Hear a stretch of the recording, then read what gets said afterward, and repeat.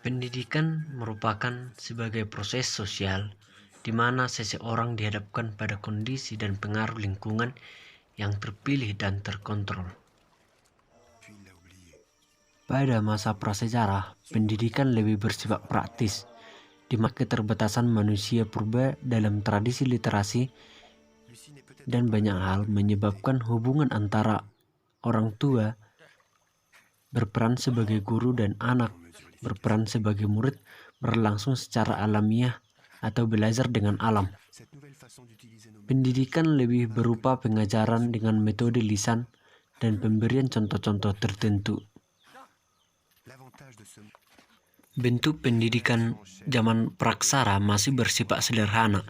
Pendidikan dilakukan oleh keluarga dengan metode pendidikan diarahkan pada keterampilan berburu, meramu, mengumpulkan makanan, serta bercocok tanam. Dan juga mencetak benda-benda model pendidikan langsung praktek ke alam liar. Masa praksara adalah zaman pertama kali manusia mencoba pengembangan berbagai kemampuannya baik di bidang ekonomi, teknologi, serta berburu dan juga bertani, membuat alat dan berbagai teknik dalam berkeluarga.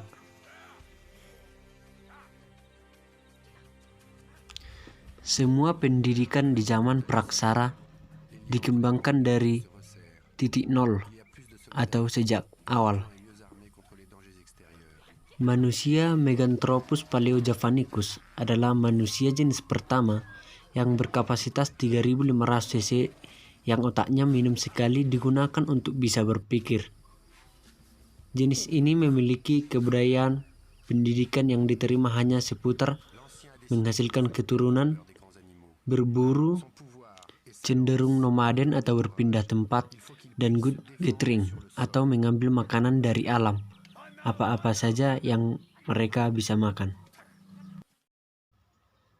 Manusia ketiga yang hadir di muka bumi adalah jenis Homo seperti Sapiens, Habilis, Africanus, Florensis, Solensis, yang dianggap sebagai manusia paling sempurna di antaranya jenis manusia purba dari yang lainnya. Dapat dikatakan bahwa pendidikan yang diterima manusia purbakala itu sudah mencapai tahap puncak oleh Homo. Mulai dikenalnya teknik pembuatan alat yang lebih sempurna,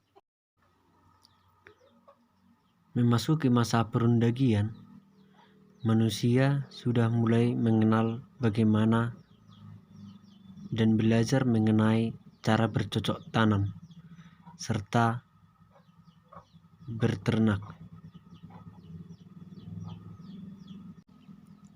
Pada masa ini juga sudah mengenal hidup menetap dan mengenal bangunan-bangunan untuk hidup berkelompok. Pada masa ini juga mereka sudah mengenal kepercayaan serta membuat upacara-upacara, dan juga mereka sudah mengenal teknik penguburan serta terbentuknya koloni yang nantinya menciptakan sistem kemasyarakatan. Manusia purba mengajarkan kepada kita bahwa tidak ada kehidupan tanpa belajar, tidak ada belajar tanpa mengenal pengetahuan dari yang sederhana sekalipun.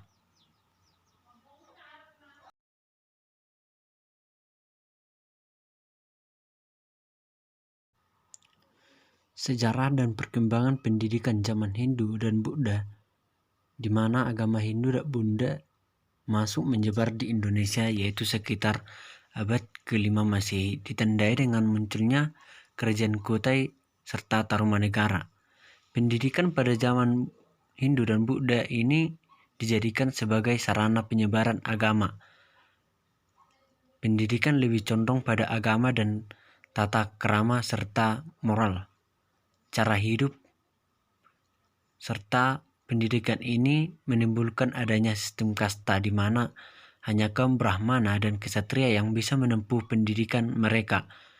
Menempuh pendidikan di suatu lembaga pendidikan yang pertama yaitu Padepokan. Di sini mereka belajar tentang kitab suci. Selain itu, ada geraha yang khusus untuk putra saja. Mereka mempelajari tentang mengatur negara, ilmu, bela diri, dan sopan santun. Kemudian ada pertapaan. Di sini tempat bertanya tentang segala sesuatu, terutama hal gaib. Mereka belajar di satu tempat yang dinamakan Widyago. Cara yaitu tempat yang dikelilingi oleh banyak pohon. Selain Widya Gocara, ada juga tempat dinamakan dengan Kadewa Keguraan Kadupurwan. Adalah tempat di kaki gunung yang berada di pinggir sungai yang dalam. Hal ini bisa kita simpulkan sifat pendidikan yaitu bersifat informal, yang berarti bersatu dengan kehidupan berpusat pada religi. Sesuai dengan fungsi pendidikan pada zaman ini yaitu misi penyebaran agama aristokratis, yaitu berkasta-kasta dan penghormatan tinggi terhadap guru, di mana guru sangat dihormati oleh para muridnya. Kasta dimulai dari kaum Brahmana, Ksatria, Waisya. Hasil dari pendidikan